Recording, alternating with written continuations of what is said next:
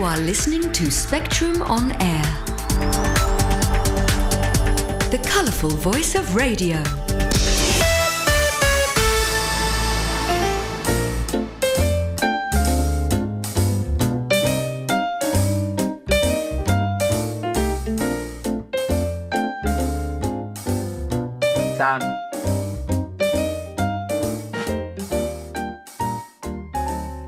Welcome to Xtra Time with Rosemary.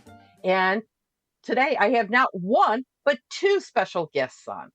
We are going to be talking about a topic that I just recently found out about. And as we were discussing before we came on air, is sometimes when tragic situations happen, we don't really understand it unless it personally impacts us. And unfortunately, there was a tragedy, massive, where thousands of people in the UK was affected. And it personally affected Rosemary Calder and Darren Calder. So I'm going to start with Rosemary.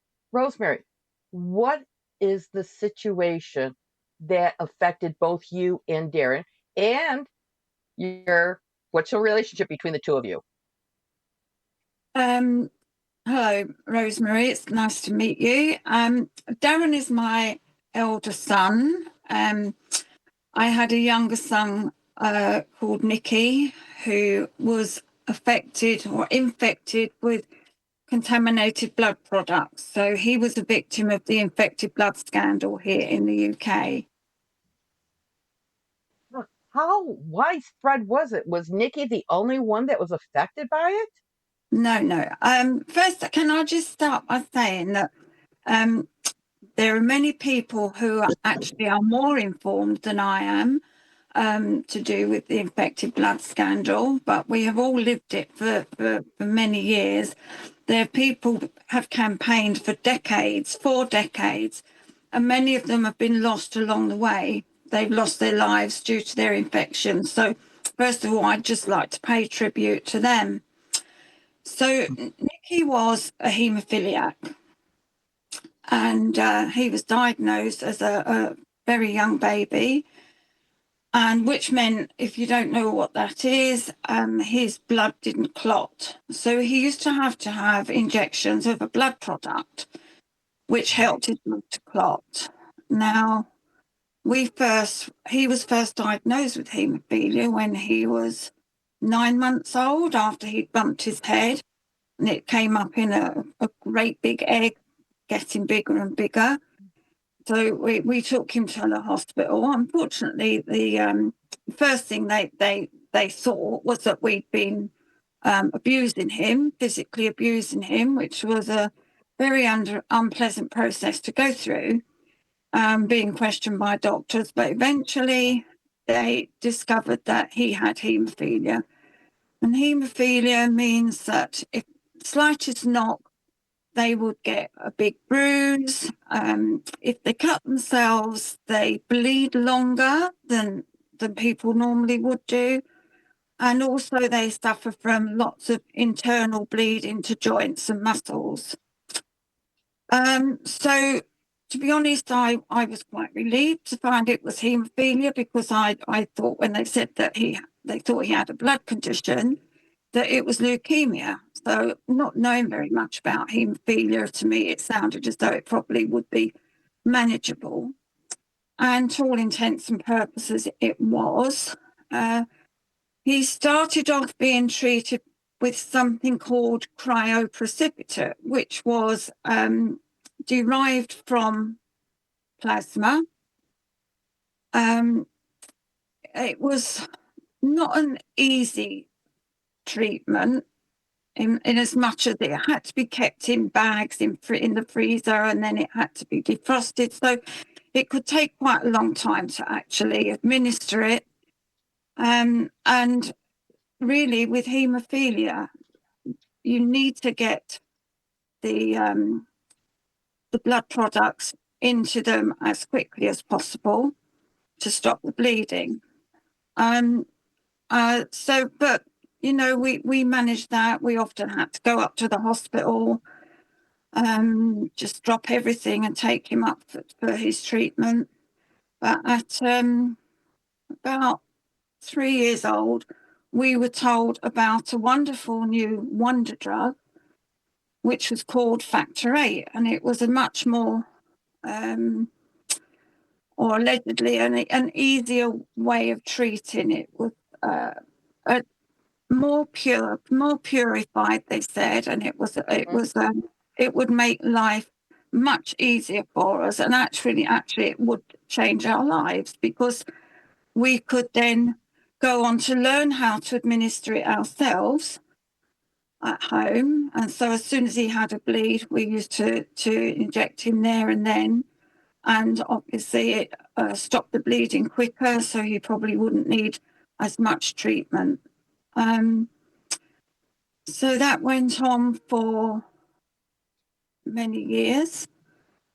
In 1980, around 1981, 82, I read in the Mail on Sunday an article talking about a new virus that had come from America.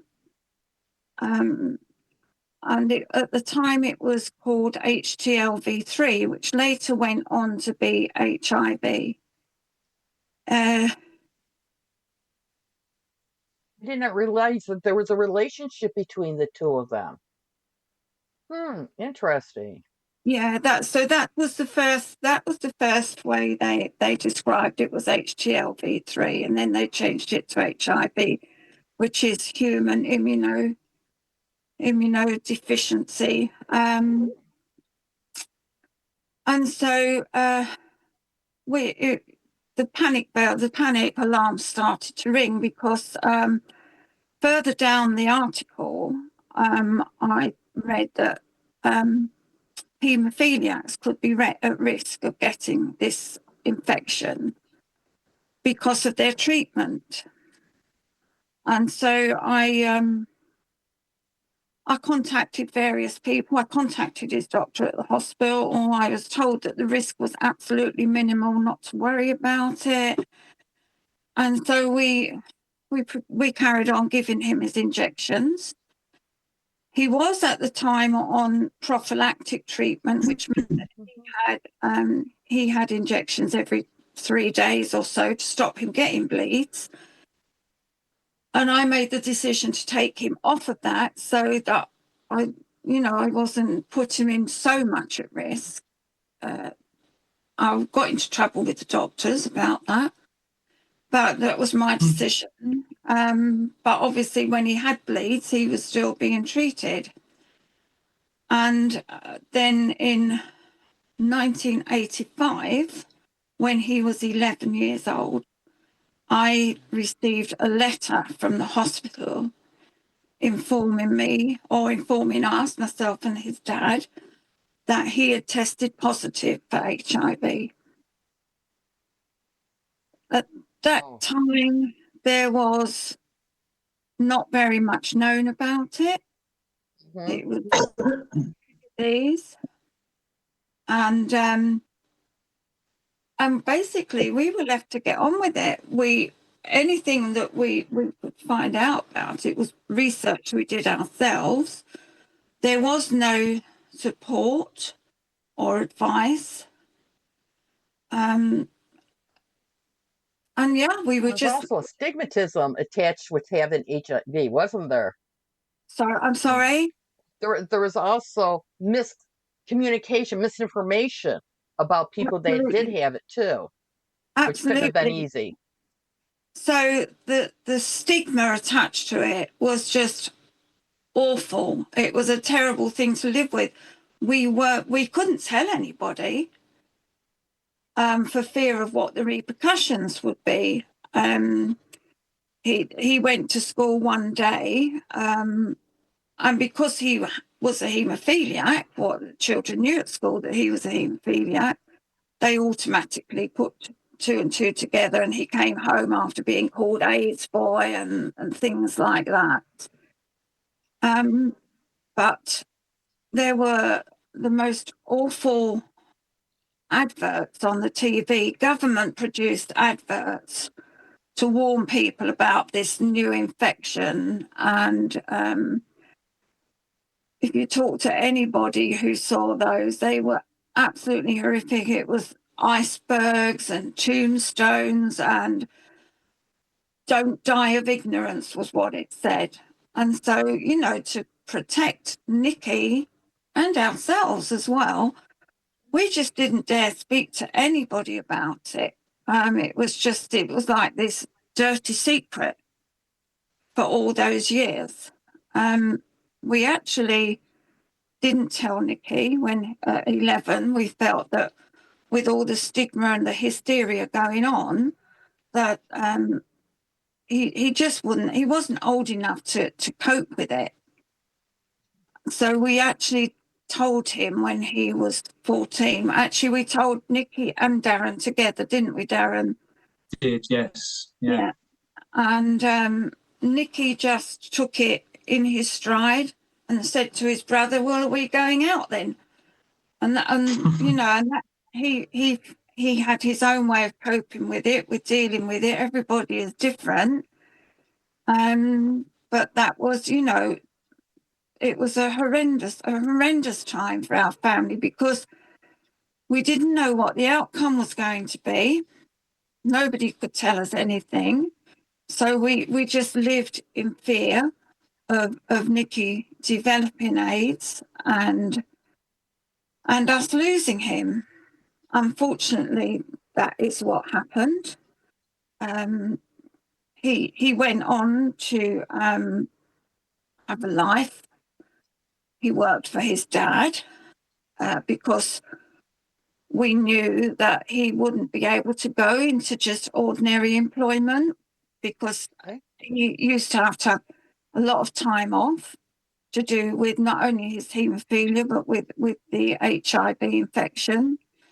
And then if he would need to explain to employers why he needed time off, and then it was likely that he would lose his job. So with working for his dad, he was able to allow him that time off that he needed, or allow him to have a rest during the day when he was feeling poorly or unwell.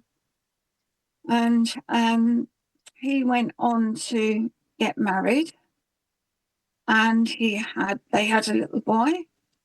And in 1999, just before Christmas 1999, Nicky died. He passed away. It was all, from his HIV infection. He gradually become more and more unwell. And so we lost him at Christmas 1999. His little boy was 13 months old. He had absolutely no memory of his dad at all, only from what we've told him.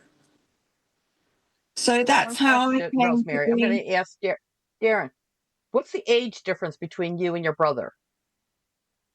Just 2 years. He was 2 years younger than me. Okay, so you were the older brother too. Okay. Yes. Back at that time, there was no or very little support groups, were there? I mean, you were virtually doing this by yourself, which must have been awful isolating. It was very isolating. There were no support groups. Well, I remember going to a meeting at the hospital once where they'd called a meeting for those that were infected. I think it was adolescent boys. And we were told then not to tell anybody, or you only say anything to anybody on a need-to-know basis. You don't say anything to anyone. So, it was a tremendous burden to have to carry all that time and try to look normal on the outside while you had all this going on inside. Now, you have, because this was not known, and I understand there was thousands, 30,000 people that were giving tainted blood supplies. Is that a close figure? No. Well, that's an estimate. So within the haemophilia community, there were 1,247 haemophiliacs who were given contaminated blood products. Of that number, we only have about 200 still alive. But on the other hand, there's also, we now know that hepatitis C was also in the blood products, as it was in blood transfusions as well. So most haemophiliacs would have been infected with hepatitis C on their first injection.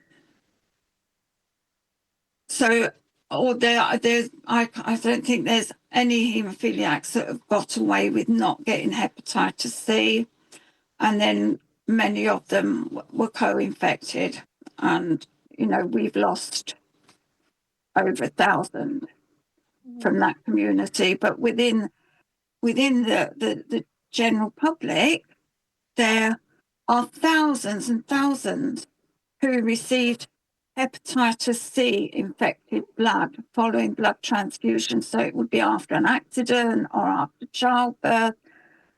And the thing with hepatitis C is that it doesn't present itself with any symptoms for a long, long time. And so some people don't get symptoms for 20 or 25 years. But all that time, that virus is in the body and it's doing its damage to the liver.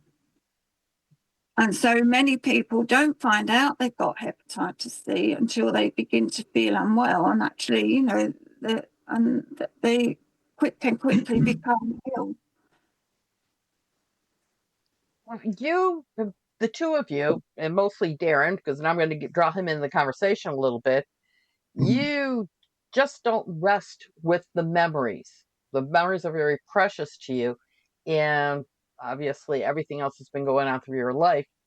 But you've decided to do something positive. One, raise awareness of this, because it's still being discussed for over 30, almost 30 years now in the government.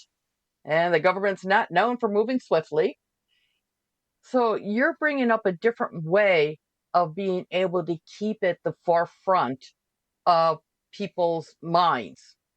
And Darren, you formed a choir, a chorus? Tell us a little bit about that. So I didn't actually form it myself. So there's a lady in the community, in the infected blood community, Melanie Richmond.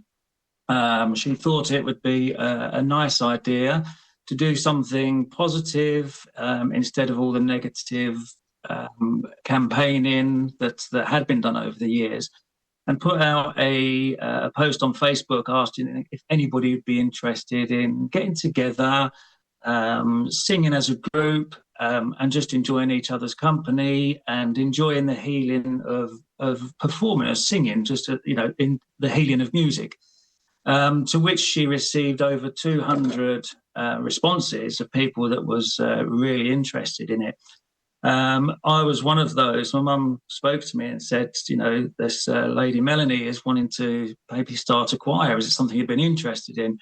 And I used to perform myself many years ago. And up until that point, I'd never been able to muster the strength to take part in any of the campaigning that they had been doing, that my mum and all the rest of them had been doing for years. I just didn't feel I had it in me to be able to do what they was doing. But then this opportunity came along for the choir, and I felt there was something that I could take part in, something that I could be a part of. And so we all met up in London middle of last year.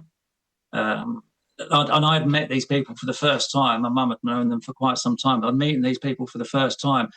And what was really lovely was I was able to talk to these people about how I felt.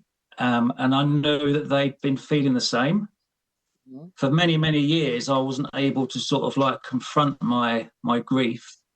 And I kind of kept it all bottled up. I could have spoken to my family about it, but I knew they was going through the same pain, and I didn't want them to have to feel any more pain by me giving them the burden of my grief as well.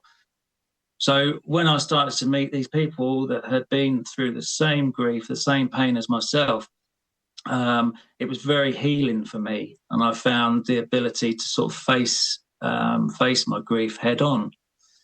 So that was just a really, really lovely thing to be able to do. And I say, there's a lot of us now, and everybody benefits from it as well. So this is a community choir that everybody benefits from. Now, when you're saying this community choir, what big community is it? All of the UK? Is it just because you're local to where I'm at, which is around the Milton Keynes area? And is it people just around here, or do you all come together, or like they did during COVID? Did you do it online? So it is all over the UK. There's members from all over the UK, like the Infected Blood community is countrywide. And up until now, we have met twice, but we changed the location that we meet each time. The first time we met in London, the second one was Edinburgh. And then we're meeting again later on this year in March in Wales. And we invite anybody who can make it to any of the locations, we invite to come along and take part as well. So although there's 200 people on the Facebook, over 200 people on the Facebook group, we might only have 30 or 40 turn up to one location, but that's fine. As many that want to come along can come along and join in. But when we met up in Edinburgh, we came away from London, and we decided that what we should be doing is we should be doing modern songs that have been written by members of the community choir, because then it's from the heart. So I came away from there and I felt very uplifted and very I felt that it's something that I could do. So I sat down and I wrote the song which we've released, and I put it to them, and thankfully they really liked it, and that's what we then did in Edinburgh. We went up there and recorded that. Well, the interesting thing about it is, because I've seen this, Rosemary, you have got a special shirt on. What is that shirt saying? And you're going to have to tell us, because we're also being watched on television, but listened to on the radio. So I can see the shirt. So you have to tell people in the radio land what the name of the shirt is and why is it significant for you. The shirt is what we wear in the choir, and it says "Silence to Song." It's done in our infected blood colours, which is red, yellow and black. So red is for HIV, yellow is for hepatitis C, and black is for those that we've lost, those people that have died. And so, yes, we have all now, well, most of us have got these T-shirts, sweatshirts and things with the choir logo on, which was, again, I think designed by Melanie, the lady who started the choir. And the significance of it is that for so long, so many years, we had to be silent. And now we're singing. We're singing, we want to sing from the rooftops, really. We want people to hear our voice. And, there's been so much campaigning gone on over the years. So many people have put in so much hard work, but there are still many, many people who are not familiar with this absolute tragedy and scandal. And we want people to know our story. We want people to know what this community has endured. And so that's the significance behind the name of the group, of the choir. So Silence of Song is the name of the choir. What is the name of the song, Darren, that you wrote, that they're performing? That's called Together We Rise. So now, the idea... Are you planning on publishing it? It was released last Saturday. that's available to download on all of the major platforms: Spotify, Amazon, YouTube. Where everybody gets their music from, stream and download. That's available there. So it's exciting times because it's a chance for us to be able to get our voice heard to as many people as we possibly can. And together we are just one voice. And the whole idea behind the name of the song, Together We Rise, is that together we want to make a difference. We want to make our voices heard. We want to make sure that our loved ones who have passed away aren't forgotten. We want everybody to know the struggles and the trauma that we've been through to get where we are today. But we will do it together, because that's the other part of us, is that we are stronger together. It's for so many years, as the song actually suggests, you sit there silent, you sit there on your own and you're insular, and you feel that you can't talk to anybody about what's happened. But then when you come together with others who have endured the same pain, you find that strength within, and you're able to come out of the darkness and into the light, and you find that strength to push forward and move on. And that's what the whole song is about. It's a message not just to the infected blood community, but it's a message to anybody out there who's ever been in a place of darkness, ever been in a place of despair through no fault of their own, and they just want to reach out and somebody to help them. There are people who will help you, and you will be stronger if you talk about it. Stronger together is the key there. It's the courage of, for the first time, saying, opening up your heart and making yourself feel vulnerable. Because especially for the two of you, and so many in this situation have been told for years not to say anything. Yeah. So it only becomes ingrained in not saying things, and finally just giving it out.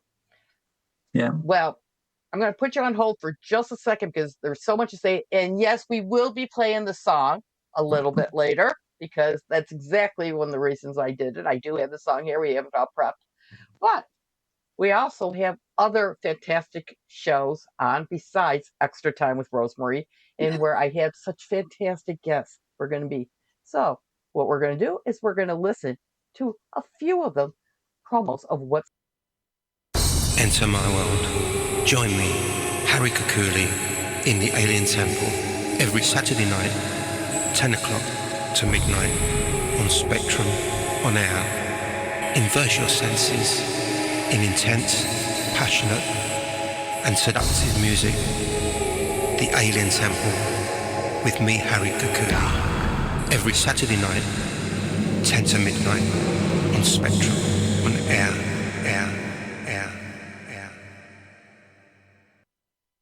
Hi, why don't you join me, Joe Caldwell, on the Real Room Radio Show, Mondays at 7 p.m, here on Spectrum On Air. I play fantastic news releases from a wealth of undiscovered talent, and I'll even be interviewing one or two of them to learn more about them and what makes them tick. So join me, Joe, on the Real Room Radio Show, Mondays at 7 p.m, here on Spectrum On Air, the colourful voice of radio.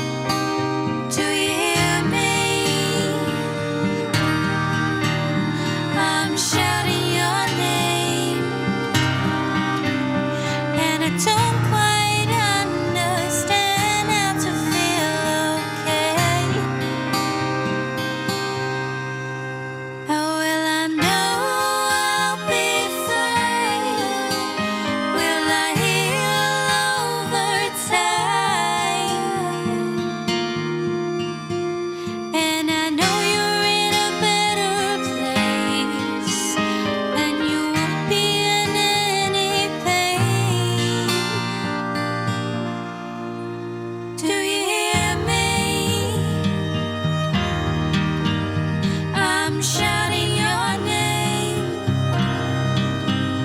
and I don't quite understand how I feel. Do you hear me? I'm shouting your name, and I don't quite understand how to feel okay.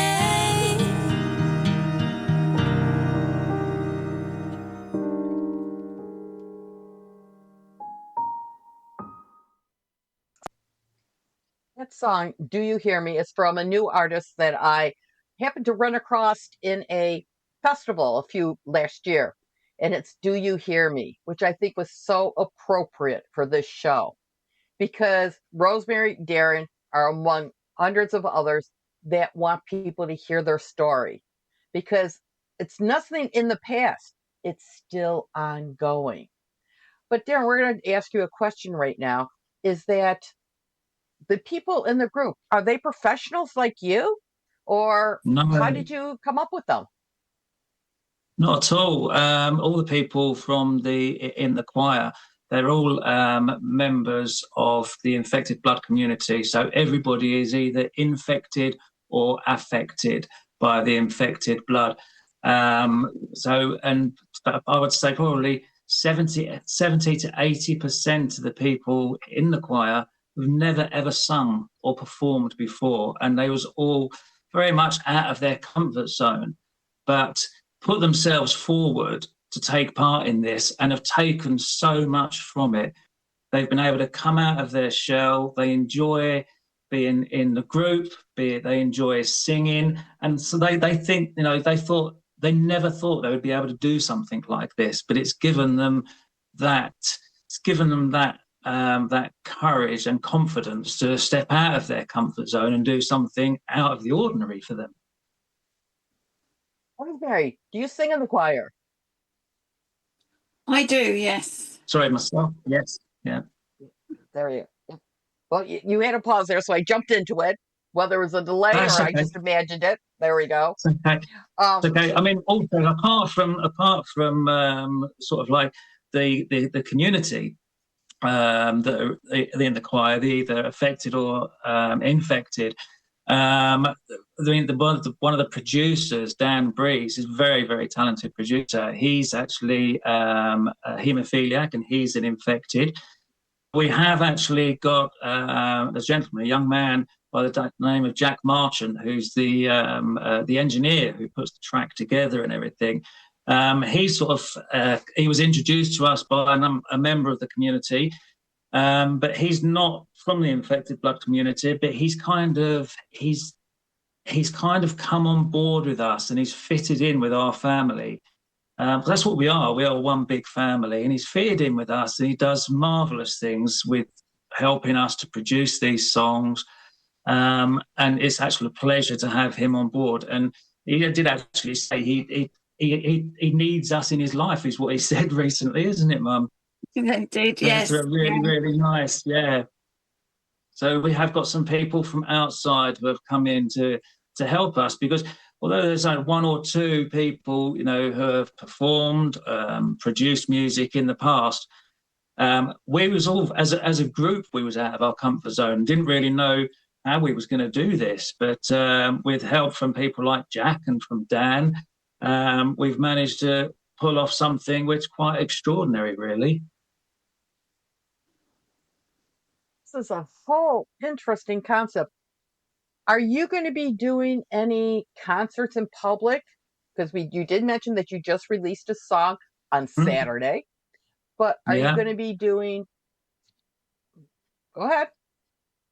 Well, there was a public performance of Together We Rise, which was, I think that was in November, and that was the Haemophilia Society big get-together weekend, and that was actually in Northampton.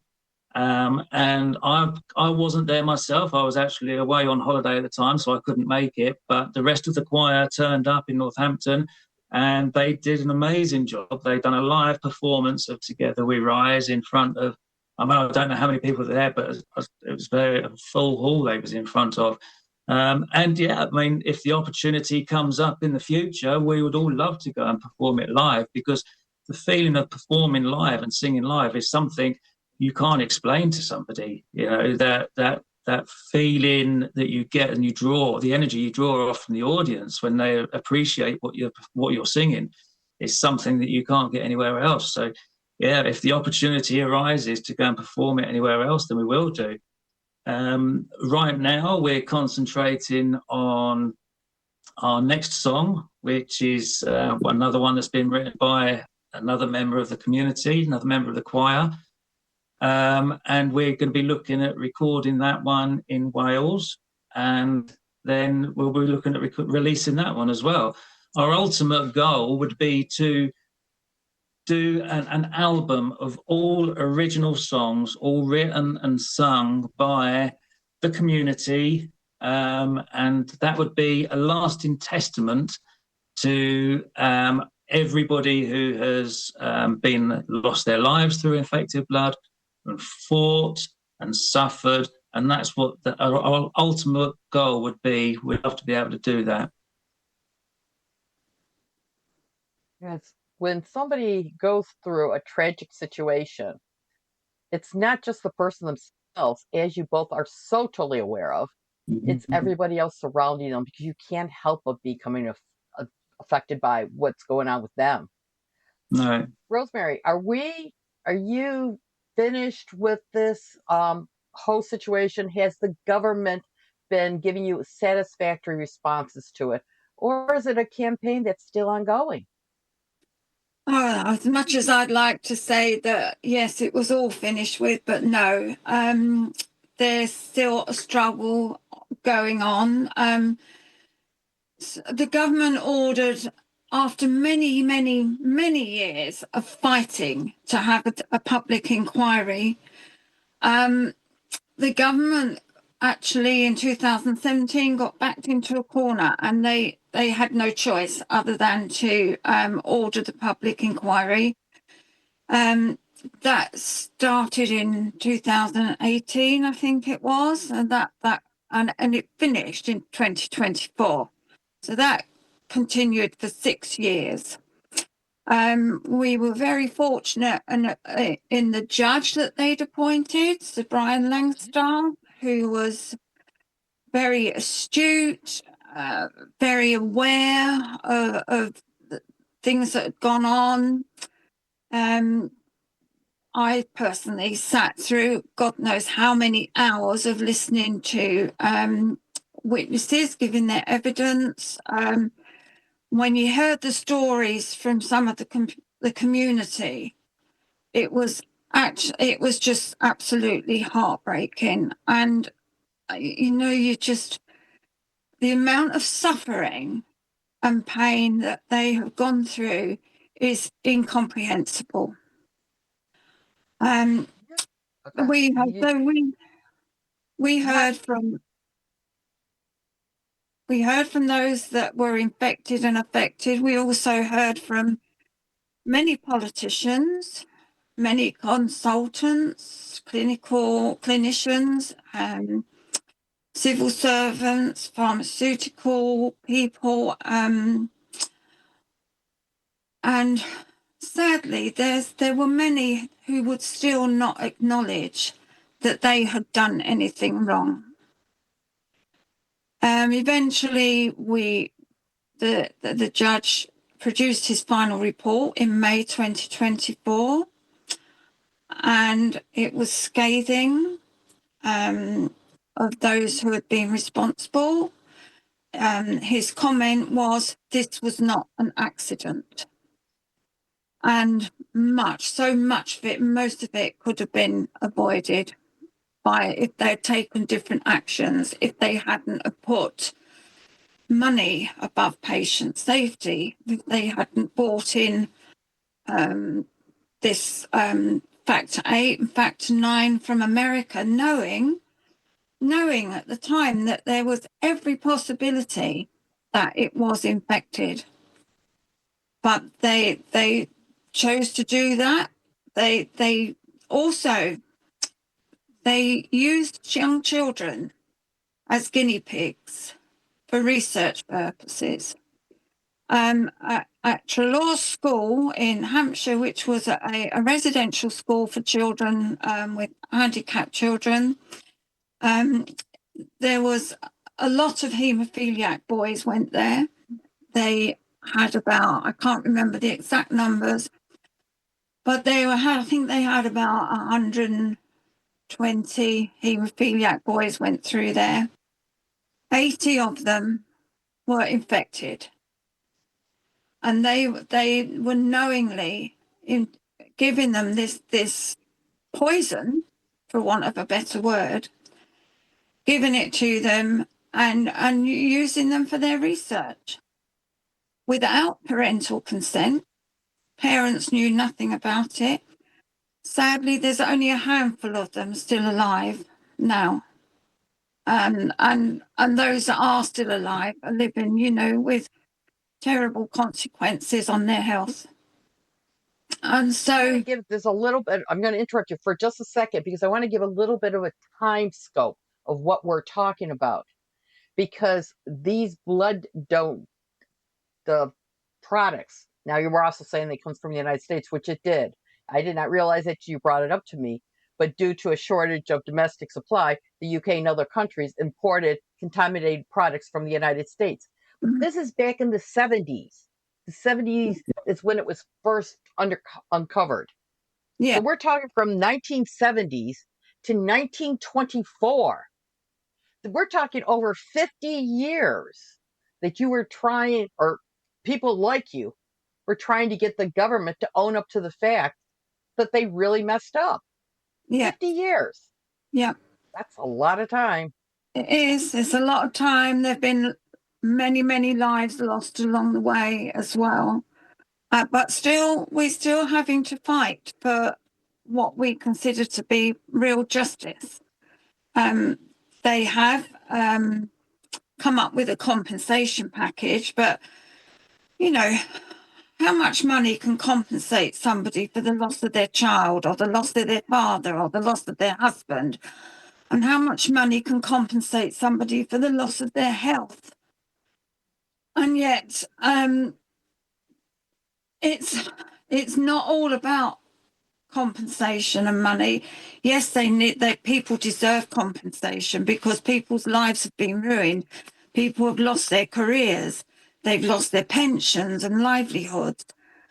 But we want proper justice, and that is to hold people accountable for for what they did. And, really to face prosecutions. But that doesn't seem to be something that is really on the horizon at the moment. And of course, a lot of these people who were responsible, who were involved, have now died because, we're going back to the 70s and 80s. And like you said, it was money over health of people, because there have been so many different circumstances saying that they drew blood unknowingly from various people. And that's like, as you illustrated. Darren, I'm going to get back to you for a second. If somebody wants to become part of your organization or the singing group, and I'm saying you as because you're sitting in front of me, not that you're running the whole thing in your entirety. Yeah. But if they want to become part of it, there's the qualification that they knew somebody? Has everybody in that group been related or knowledgeable about somebody who was caught up in this scandal? Exactly. So anybody who is infected or has been affected by the whole infected blood scandal, welcome to come along and take part and join us and take the pleasure in being together with the rest of us. We do have a website, and that is silencetosong.org. And if you just do a search on Google for Silence to Song, it will come up at the top. We are a charity, and there are there's a contact page on there. You can read all about us. read about the trustees, how we got started and what our aim is. And there's a contact page on there so you can get in touch, come along and be part of it. The more the merrier, the more people we can get to enjoy this, the better. You take a lot of pleasure from it by being surrounded by other people who know your pain. And also to get the word out of there, because this should not be swept underneath the carpet. When you sweep things under the carpet, this is when it happens again. Yeah, absolutely. Yeah, that is the whole aim. We want everybody to. The more people that can sing the words that we're writing, the more people that can sing from the rooftops, the louder we become, the bigger one voice we become, and the more we can be heard. And we want everybody to know what's happened. Rosemary, you are a dynamic person, and I can just tell that meeting you for the first time in face. You and I have done emails before each other for the last 3 weeks. But when did you actively become involved with this, trying to make the government accountable? I mean, it looks like it's something you've been spending a great deal of your life on. Right. So when Nikki died in 1999, I, for a good few years, thought that this was all one big accident. It couldn't have been avoided. Nikki never, when Nikki died, he died thinking the same thing. And for that, I'm thankful that he never knew that this needn't have happened. But I suppose when Google came about and you could put things in on there and research and find information, I started putting things in and then I discovered, I was shocked to discover, firstly, how prevalent it was. Secondly, I had no idea about the number of people who'd been infected through whole blood transfusions. And I just couldn't believe really what I was reading. And so I did more research, and I joined some support groups that were online. One of them was Tainted Blood. I do now run a bereaved parents support group, the Tainted Blood Bereaved Parents Support Group for parents who have lost their children. And that is another way of coming together, really being able to share your feelings with other parents who know exactly what your feelings are and understand your journey. And so, yeah, I suppose probably about 2015, I became much more aware. And so I've just gone on to get more and more involved. We were talking about the government acknowledging that what they did was not ethical and what they did was wrong. For everything from importing tainted blood products from the United States and other places to actually using some of our own citizens as guinea pigs. Mm-hmm. If you could have a magic wand, what would you like happen? Is there anybody in particular that is still among the living, shall we say, that you really want to press home and ask them why? Or is that list too long? There's quite a few. I mean, I don't think I'd better name the person that I feel so strongly about. Well, we don't want to have a lawsuit, but the thing is okay. Mental telepathy, we'll think about it. There were members of the government, particularly health ministers, one in particular who has a lot to answer for. And I have to say, he gave 3 days of evidence at the inquiry, and he was totally arrogant, didn't think he'd done anything wrong, and dismissive, really. That's one of the people that I'd like to see have to face the consequences of his actions. But not only him, you can't put the blame at just one door. There were many.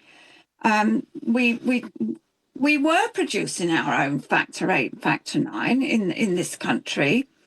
But the premises that they were being used were not good, and they couldn't produce as much as they should have been. And so I would say Lord David Owen, who was a health minister at the time, I think it was in the 70s, he actually allocated a sum of money for improvements to be made to that production place, but it never happened. And somehow he changed his job, as they do in the government. They go from one to another. So I think he left the Ministry of Health and went somewhere else. But that money was never used for what it was allocated for. You could still get infections in home produced factor, but bearing in mind that at home here it came from voluntary donations, whereas unfortunately the stuff that came from America was harvested. A lot of it was harvested from prisons. Yep. And when you brought that up and I checked it, I did realize that, yes, I remember the scandal of Arizona prison. They were doing it and that type of different things like this. I hate to cut this. Okay, your guys are being recorded, as we talked about in the beginning. We've got less than 5 minutes left, and I do want to get your song in there. Oh, yes, please. So I am going to beg you guys. Beg you, and you're being recorded, so your response is going to be here. Can I have you come back again, especially after you get your second song done? Oh, yes. Absolutely.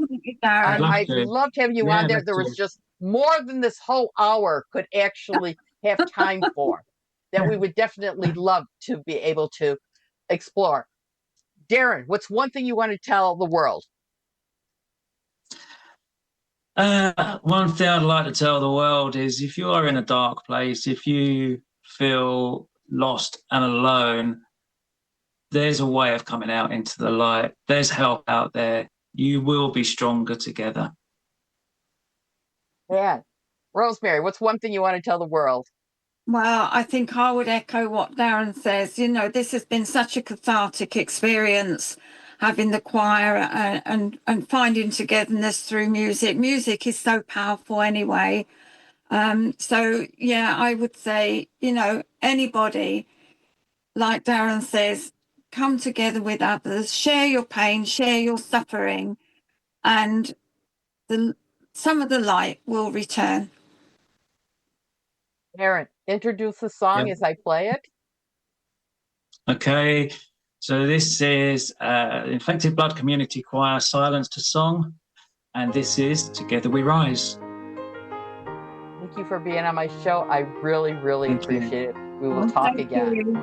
Thank you very much. Thank you very much. Thank you. So many years we felt like we're alone. So many nights we lay there crying on our own, cast out by a world that didn't understand, longing for a friend to hold out their hand. The darkness of our memories, the evil of the past, are shattered by the love we found, a light that's gonna last.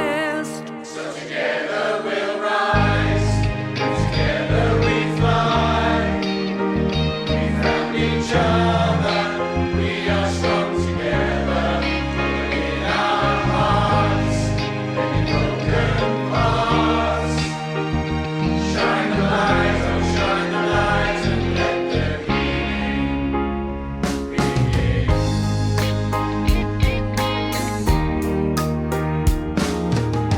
So many years the darkness left us scarred. So many stormy nights have made our hearts too hard.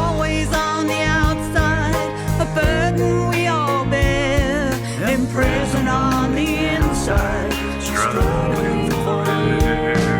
The shadows of our past are fading into night. Our tribe, our family, our choir emerges into light. Together we'll rise. Hear our song. Together we fly. We are strong. Found each other. We are strong together. In our hearts. Let the love shine in.